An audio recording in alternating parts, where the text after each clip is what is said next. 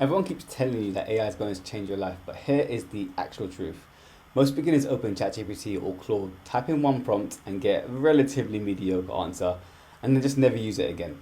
So in this video, I'm going to do something a little bit different. I'm not going to use any fancy prompts, I'm not going to use any coding, and I'm definitely not going to use any AI jargon. I'm going to show you how a complete beginner can start using Claude in less than 10 minutes. I'm going to test it live with real examples, real questions, and I'm not going to do any editing. Now, by the end of this video, you'll know whether Claude is genuinely useful for everyday people or whether it's just another overhyped AI tool. Let's find out. So what actually is Claude? Okay, it's very simple. It's just an AI that you can talk to like a person. So it's not really a search engine and you don't have to dig through anything. If you think of it just as a person that's online or on your phone that you can talk to and ask simple everyday questions, it's the best way to understand how it works.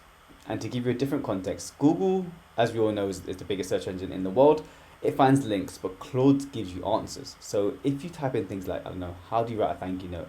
It's going to give you 1,000 different links on how to write a thank you note, and you're going to have to click through every single one. But Claude will just give you exactly what you want. Okay, you give it the context. You have a Auntie Sarah, she made 11 cake for you last week, and it will successfully write a thank you note to your auntie in literally a second. And the cool thing is, the more you use it, the better it's going to get at understanding you, and the better the responses are going to be to everyday problems, searches, and queries. Now, honestly, most people's first instinct on AI when it comes to these type of things is it safe? And honestly, right now it's free to start, so you don't need any credit cards, no trials, nothing like that. Your chats stay yours forever, so it's not posted anywhere else, and nobody else sees them besides yourself, and of course you can delete it at any time. So with that in mind, and we know the fact that AI is probably going to change the world, and it's already changing the world right now. Right now, Claude is pretty safe. Now, where do you actually find it? So the three biggest places that people will use Claude is on web, so on Claude.ai, on mobiles, which is probably the biggest, okay, on an app, an iOS or an Android device, or on a desktop, like a Mac or Windows device. It's pretty much all exactly the same, it's just a little bit different, but every single option has a door to open Claude.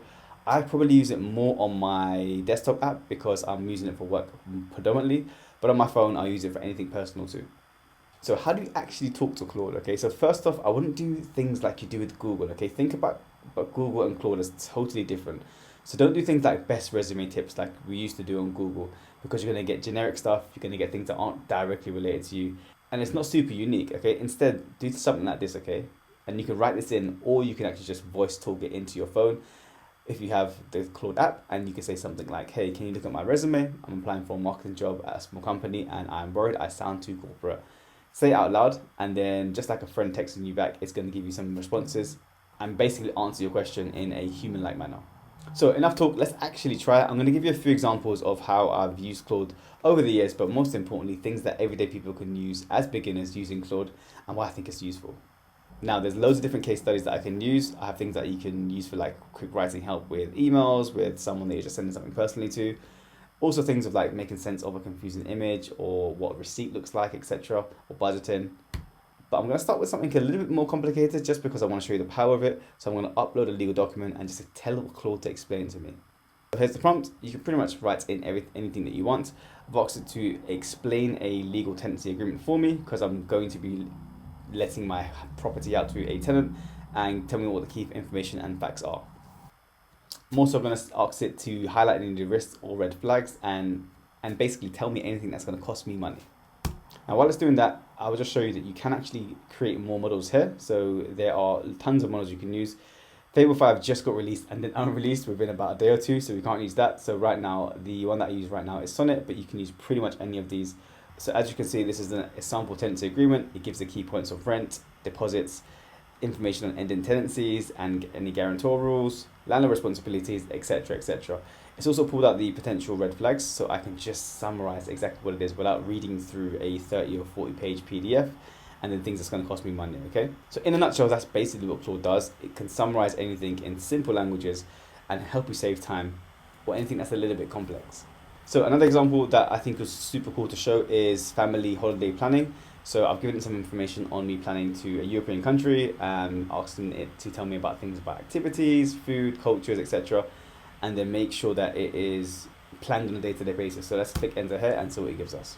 Now this is one thing that I think Claude has over ChatGPT, is it gives you a small drop-down list of refining your answer. So it's asking which part of Turkey should I focus on, because technically I didn't actually give it that information. I'm going to say Antalya, and then it's going to give me the rest of the response.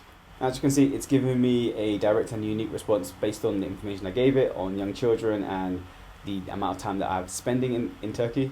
It's also giving me different things to do on each day and some different areas I can click on. Now, one thing that I can do is continue to refine this, so ask it to give me information on directions and on timescales in terms of the day and the night. But for now, I think that's a good example of it just giving you an overview of a holiday you can spend with family, and then you can continue to refine things based on what you're trying to look for. Now, lastly, Claude can just make things a lot easier for you in terms of everyday things that generally can be quite difficult.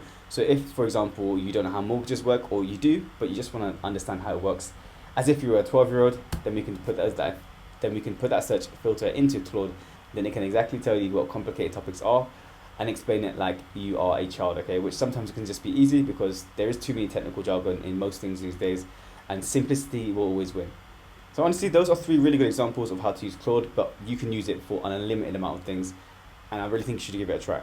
But let me be super honest, there are 3 things that it's not great for, okay? First off, it can be wrong, so sometimes it can confidently be wrong, so it's always good to read and fact check everything, and you can actually ask it to fact check its results after it gives it to you.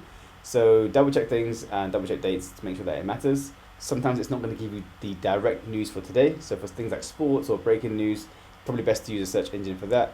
And anything private, probably best to skip it. Even though it technically is safe, you're not going to add anything like that to Google. So don't add anything like that to Claude either, because it's your private information. And I think the cool thing is just to treat it like a smart friend, okay? Think about it as someone that just knows everything, like a friend that's just been everywhere. It's got really good information, got super high IQ. Treat it like that. So that's pretty much it. The best thing to do now is just go off and ask it something. Play with it. It is free. It does have paid versions, but you can use it pretty much for free, whether it's web or app or desktop. If you want some advanced tips on how to use Claude, then feel free to sign up to my free newsletter below and subscribe to my channel. That's it for today, and I'll see you in the next one. Take care.